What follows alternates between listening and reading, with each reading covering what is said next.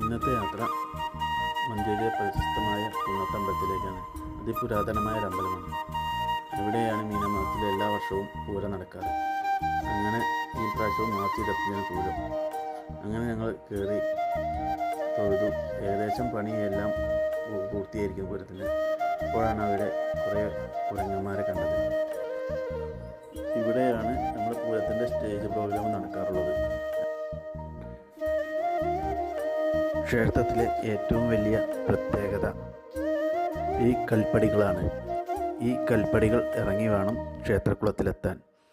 ഇവിടെയാണ് പൂരത്തിൻ്റെ ആറാട്ട് നടക്കാറുള്ളത്.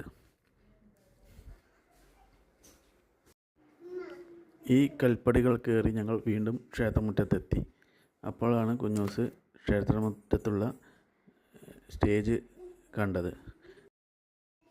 സ്റ്റേജ് കണ്ടതും കുഞ്ഞൂസ് വേഗം സ്റ്റേജിൽ കയറി ഡാൻസ് കളിച്ച് അത് കഴിഞ്ഞ് പിന്നീട് ഞങ്ങൾ വീട്ടിലേക്ക് മടങ്ങി.